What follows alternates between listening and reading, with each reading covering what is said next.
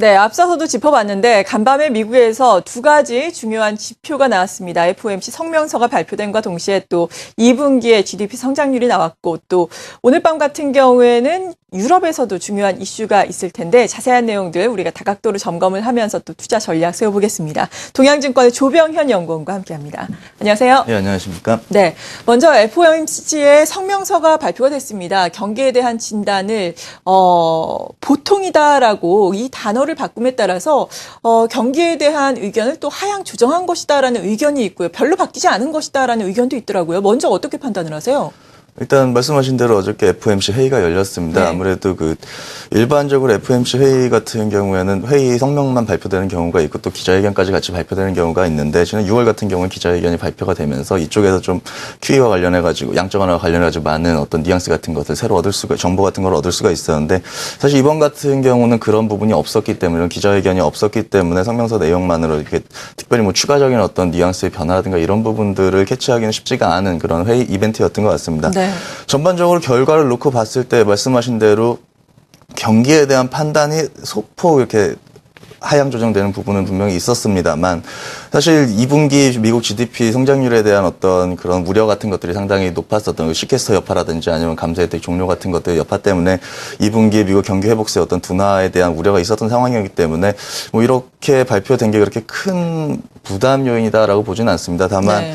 지금 어차피 원론적인 내용들이 바뀐 것들이 없는 것이 결국에 지금 문제가 되는 것은 경기 판단에 대한 부분보다는 실질적으로 QE에 대한 얘기들인데 이런 부분들이 여전히 그 경제 지표의 어떤 움직임에 따라 가지고 계속해서 정책에 대한 태도를 바꿔갈 수 있다라는 기존의 어떤 원론적인 입장만을 계속 유보를 한 상황인 것 같습니다. 그러다 보니까 실질적으로 어저께 시장의 반응 자체도 어떤 방향성을 FOMC 결과에 따라 방향성을 결정하기보다는 조금 더 뭐 경제 발표되는 실물 지표들이나 아니면은 연준 인사들의 어떤 의사에 따라 가지고 조금 어떤 의사 결정을 좀 유보하는 국채금리 같은 경우도 그렇고 주가 같은 경우도 그렇고 좀 유보하는 태도를 좀 보인 것이 아닌가 이렇게 판단을 하고 있습니다. 네. 그리고 앞서 말씀드린 것처럼 2분기에 GDP 성장률도 발표가 됐는데 예상치를 또 상회를 했어요. 1.7%로 발표가 되면서 예상치는 상회를 했지만 여전히 또 낮은 수준이다라는 평가도 있고요. 이 GDP 성장률에 대해서는 우리가 어떻게 평가를 해야 될까요?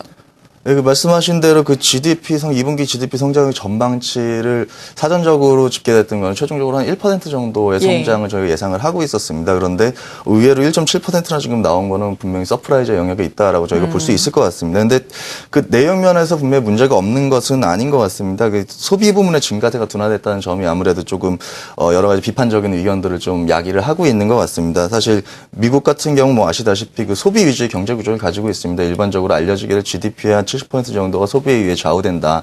이렇게 알려지고 있는 나라인데 여기서 1분기 소비 증가율 2.3%에서 2분기 1.8%로 지금 둔화가 됐기 때문에 이런 부분들이 상당히 뭐 자생적인 어떤 회복에 대한 어떤 기대감을 좀 훼손시킬 수 있는 것이 아니냐 이런 해석들도 분명히 나오곤 있습니다. 근데 잘 아시고 계신 것처럼 미국의 주택가격 같은 경우 계속해서 상승세를 보이고 있습니다. 지금 뭐 아시다시피 뭐 10% 이상대 상승세를 계속해서 보여주고 있는 상황이고, 캐스실러 지수 어저께 발표된 것도 10%, 12% 넘어가면서 지금 상당히 빠른 회복세를 보이고 있는 상황이고요. 거기다 최근 들어서 이번 주 말에도 고용지표 발표가 되겠지만은 미국의 고용도 지금 월 평균 한 20만 건 이상씩 계속해서 꾸준하게 증가를 하고 있는 상황인 것 같습니다.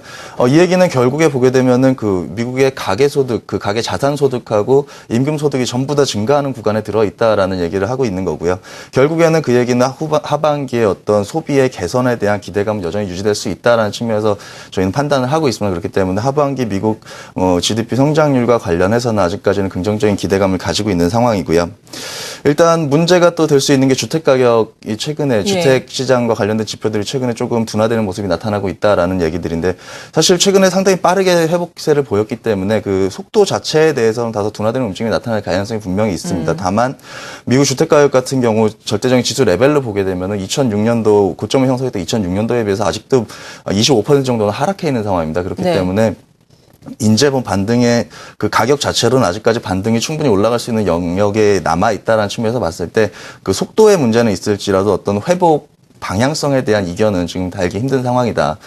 그리고 마지막으로 이번에 증가세 이번에 뭐 그 GDP 성장률 증가세를 많이 자극을 했었던 그 기업 설비 투자와 관련해서도 네. 최근 들어가지고 얼마 전 지난주에 발표됐는데 내구재 주문이 상당히 빠른 속도로 증가를 했습니다. 서프라이즈를 내면서 증가를 했는데 최근 이 내구재와 관련된 미국 종목들, 그러니까 산업재 섹터에 속한 어떤 종목들, 대형주들의 움직임 자체가 상당히 양호하게 그 지수 전체 레벨을 어떤 아웃퍼폼하는 그런 움직임들을 보여주고 있습니다. 그 산업재라든가 어떤 내구재 쪽에서의 어떤 주가에 대한 관심이 계속해서 나타나고 있다는 얘기는 미국 기업 설비 투자에 대한 관심이 계속해서 이어지고 있다는 어떤 증거가 아닌가 이렇게 판단할 수 있을 것 같습니다. 그래서 전반적으로 종합해 봤을 때 소비에 대한 부분 하반기에 기대가 좀 더 강화될 수 있고 설비 투자에 대한 부분도 계속해서 이어질 수 있다. 미국의 어떤 주택 가격과 관련해서는 다소 속도 자체는 둔화될 수가 있겠지만 방향성 자체는 여전히 회복 쪽에 있다. 이런 점들을 감안해 봤을 때 미국 하반기 경기 성장에 대해서는 여전히 기대감을 가지고 있다라고 판단하고 있습니다. 네, 이런 가운데 또 이번 주에는 22회 통화정책회의가 열리게 되지 않습니까?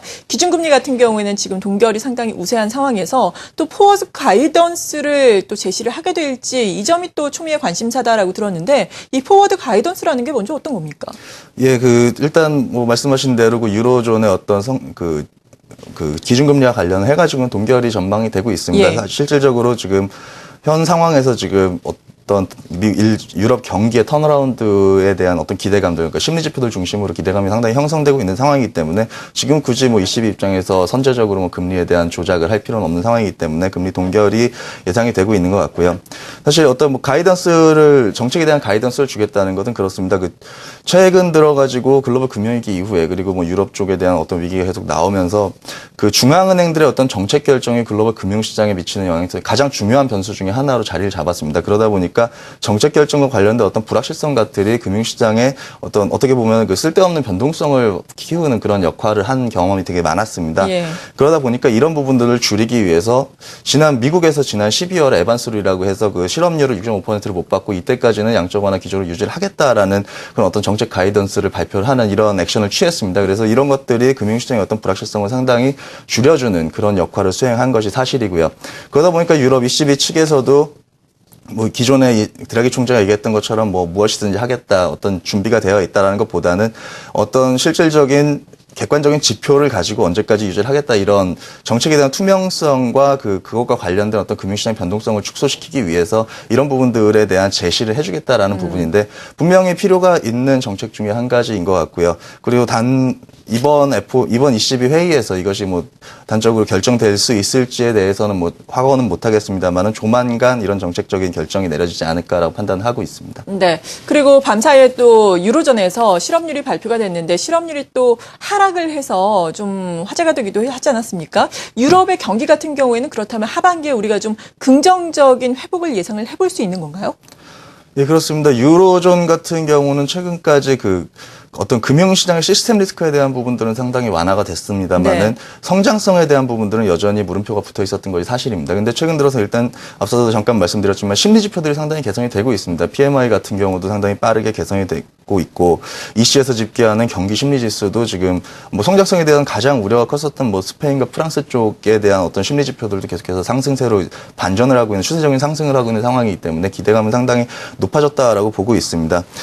그리고 이런 심리 지표뿐만 아니라 실질적으로 경기에 어떤 선행하는 어떤 움직임을 보여주는 통화량 증가율이라든지 대출에 대한 대출 증가율 같은 것들이 일단 개선되는 조짐들을 어느 정도 보여주고 있습니다. 그렇기 네. 때문에 거기다가 9월 달 같은 경우에는 독일의 총선이 예정돼 있는데 독일 총선 이후에는 일단 어쨌든 선거 때문에 좀 민감하게 정치권에서 꺼내기가 어려웠었던 어떤 성장 정책과 관련된 내용들까지도 보다 본격적으로 논의가 되면서 성장성 제고에 대한 어떤 기대감이 상당히 높아질 수 있기 때문에 하반기 유로존 같은 경우에는 어떤 글로벌 경기 전반적으로 이렇게 상승 모멘텀을 불러일으켜 줄 수 있는 그런 긍정적인 소재 영역에서 저희가 판단을 하고 있습니다. 네, 그렇다면 이런 것을 또 종합하면서 우리 증시의 방향성을 예측을 해봐야 할 텐데 이렇게 미국이라든지 그리고 유럽 같은 경우에는 경기 회복에 대한 기대감을 계속해서 우리가 가져도 되겠고 또 중국 같은 경우에는 경기에 대한 우려감이 있지만 또 인민은행이 유동성 공급을 하지 않았습니까? 이렇게 조금이라도 계속해서 주요한 정책을 내놓는다면 시장에는 긍정적일 텐데 하지만 아주 큰 시장의 모멘텀은 지금 또 없는 상황이거든요.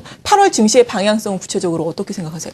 네, 그렇습니다. 말씀하신 것처럼 지금까지 뭐 말씀드렸던 바와 같이 전반적인 어떤 펀더멘털 상황에 대해서는 상당히 긍정적이라고 보고 있습니다. 네. 미국 하반기에 경기에 대한 부분은 분명히 긍정적인 소재를 작용할 수 있고 유럽 같은 경우도 경기의 턴어라운드가 기대가 되고 있는 상황이기 때문에 나쁜 재료는 아닌 것 같습니다. 그리고 중국 같은 경우 경기 펀더멘털 관련해서 경착륙 우려가 상당히 많이 있었는데 일단 리커처 총재도 그렇고 지금 7%대 성장률을 방어하겠다는 정부 쪽의 의지를 이렇게 여러 차례 반복해서 알려준 만큼 추가적인 악재로 경기를 성장률 전망치를 하락시키는 요인으로 작용하지는 않을 거다라고 판단을 하고 있습니다. 또 한 가지 그 리스크 요인 쪽에서 살펴보게 되면은 일단은 그 유럽 쪽에서도 일단 금융 시스템에 대한 리스크는 아까도 이렇게 상당히 완화가 됐다라는 말씀을 드렸고 네. 그리스에 대한 어떤 추가적인 구제 금융도 결정이 됐고 포르투갈에 대한 어떤 불확실성도 완화가 되고 있기 때문에 리스크 요인이 상당히 줄어들고 있고 말씀하신 것처럼 중국의 어떤 단기 유동성 공급을 단행을 하면서 일단 위기 상황에 대해서는 좌시하지 않겠다라는 정부의 의지를 다시 보여줬기 때문에 리스크 팩터가 상당히 줄어들고 있다라고 판단을 하고 있습니다. 다만 문제는 지금 1700대 후반부터 한 달 반가량 사이에 지금 1900대 초반까지 상당히 빠른 속도로 상승을 했습니다. 그러다 보니까 증시 입장에서는 어떤 추가적인 모멘텀이 없다라고 하면 이렇게 상승 탄력을 유지하기 상당히 힘들어 보입니다. 네. 그렇기 때문에 지금 전반적인 방향, 펀더멘털이나 리스크 요인을 봤을 때 전반적인 방향 자체는 우상향할 가능성이 있지만은 상승 탄력은 6월 말부터 나타났던 것에 비해서는 상당히 둔화될 개연성이 있다. 거기다 이슈 쪽에서 보더라도 지금 9월달에 여러 가지 좀 중차대한 이벤트들이 많이 있습니다. 9월 같은 경우에 그 지금 상당히 많은 수의 이코노미스트들이 그 FOMC에서 그 QE 축소를 결정을 할 것이다라고 얘기를 하고 있는데 이 FOMC가 9월 중순에 예정이 되어 있고 그리고 9월 말에는 또 그 독일 쪽에 선거도 예정이 되어 있기 때문에 이런 중차대한 이벤트들 이후에 결정적인 어떤 태도를 글로벌 투자자들의 글로벌 유동성의 태도가 결절된 가능성이 있습니다. 그렇기 때문에 8월 같은 경우는 조금 전에 말씀드렸던 대로 전반적인 상승 추세는 유지가 되되 탄력은 좀 둔화되는 약간 관망하는 형태의 흐름을 보이는 움직임이 나타나지 않을까 판단을 하고 있고 그러다 보니까 어떤 섹터 단위 아니면 지수 단위의 움직임보다는 개별 종목이나 업종에 대한 좀 집중적인 투자를 하는 것이 바람직하지 않을까 이렇게 판단을 하고 있습니다. 네, 잘 알겠습니다. 주요 변수들 알아보면서 8월 증시 방향성에 따른 전략까지 제시를 해주셨습니다. 동양증권의 조병현 연구원이었습니다. 고맙습니다. 감사합니다.